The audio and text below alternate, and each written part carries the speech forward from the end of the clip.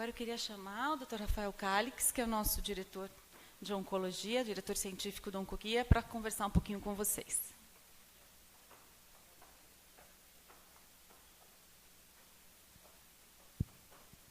Bom dia a todos, é um prazer estar aqui. Enquanto eu estava sentado assistindo a Luciana, eu desisti de usar slides para minha aula. Eu vou fazer isso aqui um pouco mais informal. Eu quero que a gente faça junto um exercício de focar no que está sendo dito, em vez de focar em imagens. Ontem eu participei de uma reunião de noite na escola das minhas filhas. Foi muito interessante porque era uma reunião para falar sobre a onda do suicídio infantil que está tendo nas escolas privadas em São Paulo. E toda essa discussão sobre o que a gente está deixando passar, o que nós estamos errando, etc. E a mãe de uma menina que não se suicidou, graças a Deus, mas que tem tido um comportamento de autoflagelação, ela falou um negócio que me impressionou muito. Ela falou assim, olha, minha filha chegou em casa outro dia, depois de toda a comoção na escola, e falou, mãe, sabe por que eu não falo com você? Porque o que eu falo para você, os meus problemas, eles não são problemas para você, e você minimiza eles. Então, essa mãe falou assim, por exemplo, minha filha chega e fala, mamãe, briguei com a minha amiga Mariana, que no caso é minha filha. E a mãe está ocupada com o celular, fazendo 10 coisas, preocupada com isso, com conta, com o trabalho, e fala, tá bom, filha, isso não é nada, isso aí amanhã você faz as pazes com ela e volta a ficar amiga dela. E a gente minimiza essas coisas que para nós não são importantes, mas que para os filhos são. E, na verdade, a gente minimiza um monte de coisas porque a gente acha que elas não nos afetam hoje e não vão nos afetar. E câncer, de certa maneira, é algo parecido. A gente, enquanto ele não faz parte do nosso mundo, ele é alheio ao nosso mundo, a gente não se preocupa com isso. De repente, quando a gente se vê no meio desse mundo, aí vira um turbilhão e pega a gente de surpresa.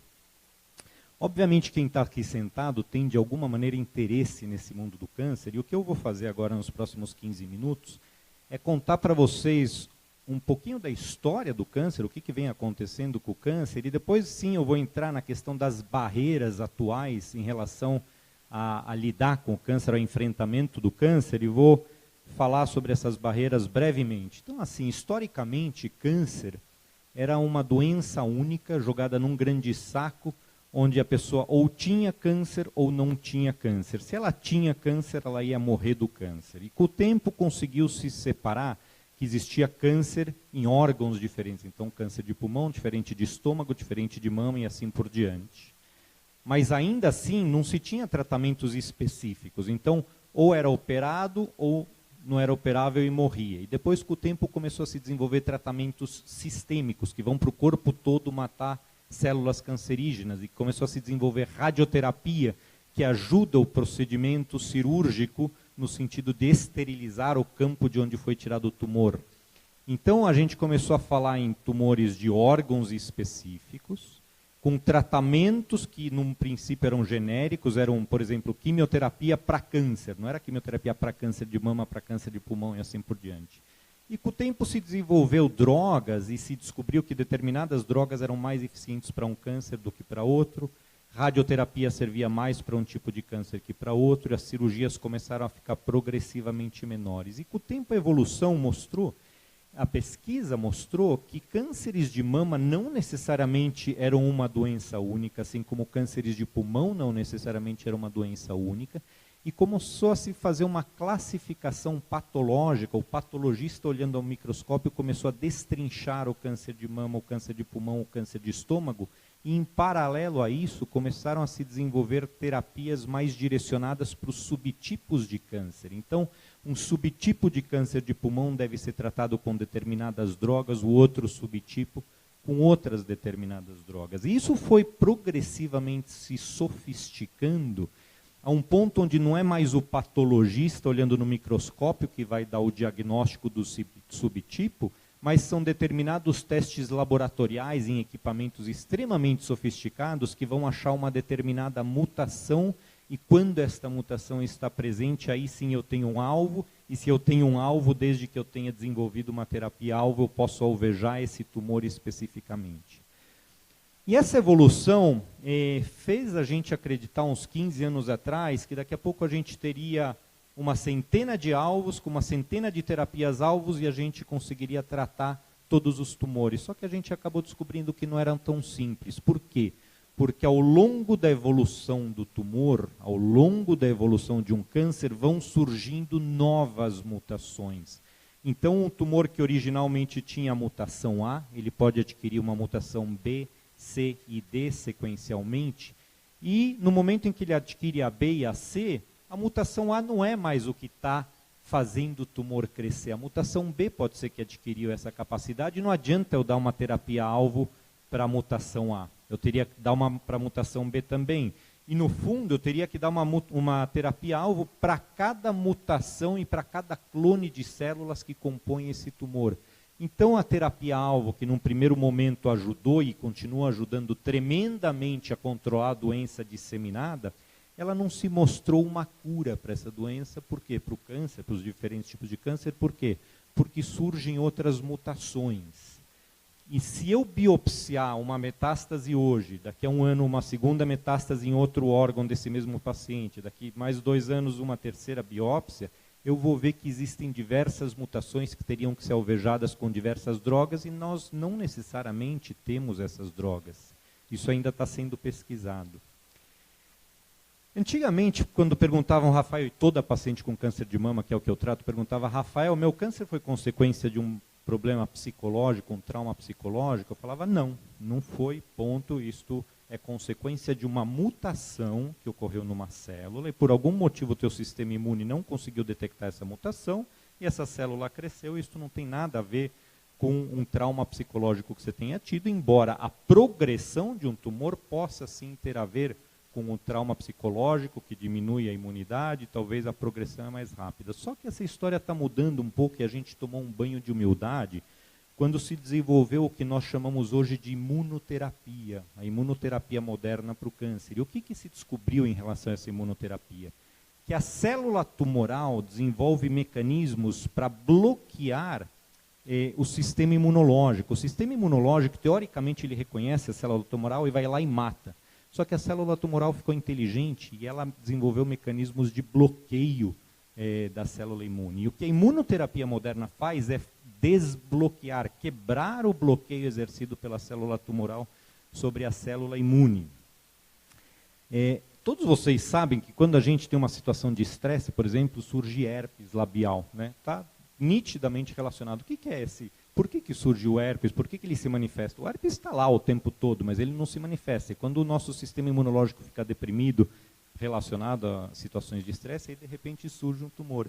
E é possível, e hoje em dia a gente começa a admitir a hipótese de que talvez aspectos psicológicos tenham sim a ver com o desenvolvimento de uma célula cancerosa. Talvez tenha sim a ver com o câncer. Então não é só o alvo, a mutação genética naquela célula que é o problema, mas também é a incapacidade do sistema imunológico de matar aquela célula.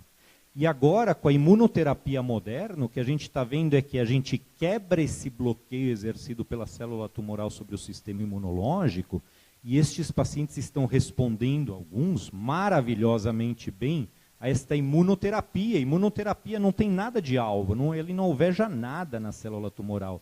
Ele simplesmente estimula o sistema imunológico a combater aquilo que está alterado. E agora, com imunoterapia, nós estamos vendo em algumas doenças, como melanoma e metastático, casos de cura, onde o paciente trata com imunoterapia, o sistema imune vai lá, ataca o melanoma, some o melanoma, e anos depois a doença não voltou. 15%, 20% dos pacientes com melanoma metastático estão sendo aparentemente curados. Então não é só uma mutação e a terapia-alvo, mas também a imunoterapia agora crescendo. Acontece que tudo isso acontece num contexto social, e aqui é que eu vou começar a falar um pouco das barreiras que a gente encontra no combate atual à oncologia. E quando a gente fala em tratamento oncológico, a gente esquece que não é só o tratamento que importa, mas a história do câncer começa muito antes. E quando a gente quer combater câncer, a gente tem que falar de prevenção, e a gente divide em prevenção primária, que é evitar os fatores de risco, evitar que o câncer ocorra, para começo de conversa. Prevenção secundária, que é uma detecção precoce do câncer. E se eu abordar estes dois aspectos, da prevenção primária e prevenção secundária, provavelmente eu elimino 30% das mortes por câncer. 30% das mortes por câncer é muito mais do que todas as terapias-alvo combinadas conseguem eliminar. Então, eu estou falando, a importância da prevenção não pode ser minimizada e a gente não pode cair na tentação de falar de oncologia como se fosse restrito a drogas novas. A gente tem que falar, então, de prevenção, a gente tem que falar também sobre diagnóstico, barreiras no diagnóstico. Então, antes, o microscópio do patologista era a resposta para tudo. Ele me dizia se trata de um câncer de mama de tal subtipo. Hoje, isto não é suficiente. Uma das grandes barreiras do nosso meio é que não existe tecnologia disponível a um custo razoável para que todos os cânceres tenham uma caracterização adequada que permita que o melhor tratamento seja utilizado. Vamos voltar um pouquinho à questão das barreiras na prevenção. Quais são as grandes barreiras que eu vejo hoje na prevenção no Brasil? A vacina do HPV tem o potencial de virtualmente eliminar mortes por câncer de colo de útero. Até aí, Papa Nicolau bem feito, com o consequente tratamento, também tinha e não eliminou mortes por câncer de colo de útero. Aliás, o Brasil é um dos poucos países que consegue ver um crescimento de mortes por câncer de colo de útero, diferente de quase todos os países de mesmo nível de desenvolvimento que o nosso. E a vacinação, que seria uma solução, começou com 91% de aderência da população-alvo. E, no entanto, depois de um ano, uma simples mudança de tirar das escolas a vacinação para colocar no posto de saúde de vacinação, fez com que despencasse de 91% de aderência para 67% de aderência. Então, a aderência às estratégias de prevenção é talvez hoje uma imensa barreira. Uma segunda barreira em relação à prevenção é a incapacidade do Ministério da Saúde de reconhecer a importância de prevenção de câncer coloretal com a introdução, seja de pesquisa de sangue oculto nas fezes, seja com colonoscopia. Se vocês olham hoje o que o Ministério da Saúde, o INCA, recomendam para câncer coloretal, eles falam fazer colonoscopia, literalmente isso, fazer colonoscopia em quem tiver sinais e sintomas para permitir um diagnóstico precoce. Esta é a frase que está escrita lá, e essa frase só pode ser escrita para alguém que não tem a menor ideia do que está falando, porque quando você tem um sinal e sintoma de um câncer, o diagnóstico já não é precoce. Então, uma barreira imensa é fazer com que as pessoas certas, que sabem o que estão falando, estejam no ministério ditando as políticas públicas sobre o que deve e o que não deve ser rastreado. E câncer coloretal poderia ter uma redução de mortes de 60%, 70%, se a gente fizesse a prevenção adequada, a prevenção secundária adequada, seja com pesquisa de sangue oculto nas fezes e consequente colonoscopia, seja com colonoscopia em todo mundo acima de 50 anos, coisa que a gente obviamente não tem condição e estrutura para fazer. Voltando à questão do diagnóstico, a grande barreira neste momento é que não existe uma certificação, não existe a disseminação de qualidade no que tange o diagnóstico oncológico, nem nos laboratórios de patologia, nem nos laboratórios do que a gente chama de patologia molecular, que são esses equipamentos que conseguem subcaracterizar as doenças, e essa subcaracterização é estritamente necessária para permitir um tratamento mais adequado. Então, prevenção tem barreiras imensas, diagnóstico tem barreiras imensas. E uma coisa que eu pulei é, nós temos o dado estatístico real sobre a nossa incidência, a nossa mortalidade por câncer? E se a gente compara o Brasil com o resto do mundo no que tange essas informações, de fato o Brasil tem bancos de dados sobre incidência, tem estimativas de incidência. Lembrem que estimativa não é um número real, é uma estimativa. Mas o Brasil tem uma estimativa de incidência para os diversos tipos de câncer, que está mais ou menos correlacionado com a realidade do que a gente vê. E o Brasil está melhorando significativamente no que tange a registros de mortalidade por câncer. Então, enquanto antigamente muitos atestados de óbito estava escrito assim, morte por parada cardíaca, todo mundo morre por parada cardíaca. Hoje em dia já se sabe a causa da morte como sendo câncer de maneira bastante fidedigna, então a gente tem uma estatística razoável, mas ainda existe a barreira do conhecimento exato da nossa incidência e isso de maneira regionalizada. E aí a gente chega nas barreiras atuais do tratamento oncológico, e o tratamento oncológico, hoje a gente quebra em 4 braços. O 4º braço foi introduzido recentemente. O primeiro era a cirurgia, que todo mundo conhece. O segundo é a radioterapia, onde a barreira imensa que a gente tem é na instalação de um projeto que começou há 4 anos atrás, de aumento do parque instalado de radioterapia para a população como um todo, especificamente no SUS, que está andando a passos de tartaruga. Então, nós ainda temos um 30% a 40% de deficiência de parque instalado de radioterapia para atender a demanda total da população. O terceiro braço é o tratamento que a gente chama de sistêmico, onde eu incluo terapias-alvo, quimioterapia, hormonioterapia, etc. E o 4º braço, que surgiu agora, é a imunoterapia, que por si só é tão gigantesco e vai permear tanto o tratamento oncológico, que eu acredito que merece ser um braço por si só. No que tange a radioterapia, a gente está engatinhando na instalação da estrutura. No que tange a cirurgia existe disponibilidade de cirurgia, mas ela depende estritamente do cirurgião que está na frente do paciente, e é óbvio que a gente nunca vai conseguir homogeneizar o melhor cirurgião em todos os lugares. Então isso depende de um treinamento contínuo, e isso está melhorando no Brasil, embora não no passo que a gente gostaria, mas a cirurgia oncológica existe, ela está melhorando como um todo pelo país. No que tange ao tratamento sistêmico, quimioterapia, hormonioterapia, terapias-alvo, o grande problema aqui são 2, na verdade. A compreensão da importância disso pelo Ministério da Saúde, para que ele desenvolva uma estratégia de incorporar essas medicações mais modernas para a população como um todo no SUS. E isso inclui aqui a parte de dar registro em tempo adequado, sem grandes atrasos, uma vez que o avanço ocorreu, não tem por que demorar. E depois de dar registro, fazer a incorporação, seja na saúde pública, seja na saúde suplementar, através das 2 agências. E a compreensão da gravidade, da importância e da pressa disso, ainda não parece ter chegado nas instâncias do nosso Ministério.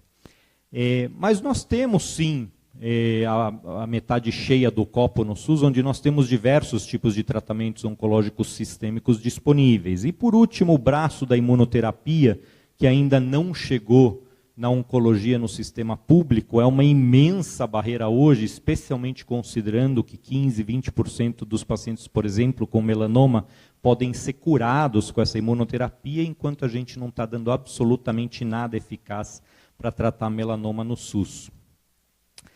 Agora, falar aqui é muito fácil, e xingar o Ministério é muito fácil, mas deixa eu contar uma história para vocês, só para vocês entenderem a dificuldade